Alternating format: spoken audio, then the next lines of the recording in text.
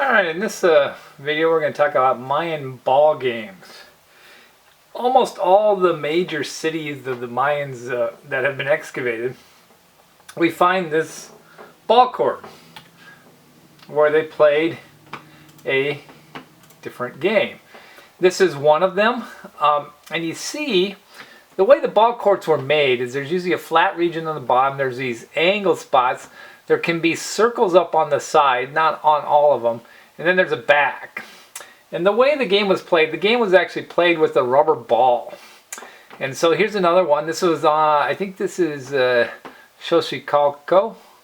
It's either that or Monte Alban, because remember they're both on top of ridges, look very similar. But you see, they would try to get this ball through the hoops, or you would try to get it past your opponents to the opposite ends of the field. Spectators would line up along here, along the backs on both sides of these. How do we know how the ball game worked? Well, when after Cortez came to the New World, other people came to the New World, and they actually brought back some Mayan people, and they traveled around Europe in the 1700s showing how they played this ball game. So it's kind of interesting to know. It's kind of like nowadays you go to any big city and you have a football stadium or a basketball stadium, whatever. They had their own sport, and they used a rubber ball, because remember, rubber trees came from that area down there in the jungle. Now that rubber ball was not soft like our rubber balls. It would have been very hard. It could have hurt, but it would bounce, so you could move it. And what you'd do is you'd hit the ball through, but you wouldn't use your hands or your legs, you'd use your hips. And you'd try to make the ball go through the hoops. Here is another ball court here. This one didn't have any hoops on the side, and you notice it's very steep. This case, they were probably getting the ball to the opposite side. You try to hit the ball past your opponents to the opposite side. Here is the one at Chichen Itza. Very high walls, not much of a slope, but then trying to get it up there, that would have been a very, very, very difficult shot. Probably didn't happen very much, but when it did happen, it would probably be pretty spectacular. Now, there are still people that travel around and do these, put on displays of the Mayan ball game. So I'm going to show you. This is a short video showing this is what we think it would have been like when they were playing. So they created a pseudo Mayan court here. And I think what they did is they usually play some kind of music to make it sound Mayan. And you see how they work with, how they move the ball is they use their hips. So they use their hips and they're trying to get the ball up through these hoops.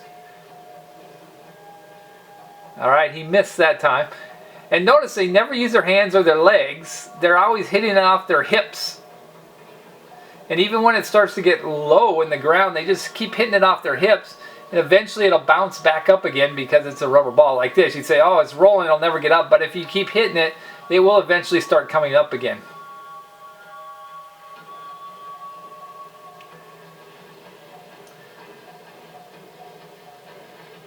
And then you try to set it up, and he put it through. That would have been a score. Alright, so that's basically how the game works. Now, one of the questions has been, is this game a game? Some people would claim that this game was related to the life and death, and people would be sacrificed, and that is probably true. They have a writing that was created in the 1800s from the Mayan people, where they went and interviewed them, and they told them about their creation stories. And their ball court was very much tied to the creation story. It talked about these twins that were playing this ball game, and they were playing the ball game on the court, and the gods got mad, so the gods challenged them to a game. And the ball court actually was kind of a link between the gods, or the afterlife, and the game that was, or the life that they lived in here. This is a close-up of the goal at Chichen Itza. You can see the elaborate work on it. Notice it's the feathered serpent, Kukulkan, so it ties in their religion and their sports and everything were all tied together. I just want to show you this, that none of them were the same size. So, you know, we expect all our football fields to be exactly the same lengths. They're all 100 yards long. Not here. If you traveled around and played, depending on where you played, you would play on a different size court. This is the depiction of a game going on from Chichen Itza. You see, this was the one with the very high walls. This is all the fans up here lining up to watch it. This one was an interesting one because we know occasionally they would use clubs to hit the ball, these wooden clubs. And so there was variations to the game over time. And this is a depiction of them playing the game using clubs to whack the ball back and forth. This is a drawing from the early 1800s when they were touring Europe and showing how the game was played. This is the one that brings into question who gets sacrificed here. If you see this guy right here is being sacrificed. They're stabbing him in the heart right here. This was a ball player, we know, because that's the gear that the ball players would wear. You see that cross-hatched skirt? That's what the ball players would wear. So we know this was a ball player. And so the question was, is the ball player being sacrificed because they won? Was it being sacrificed because they lost? How does this tie into the game? The truth is we don't know. There's a lot of speculation that goes along with it.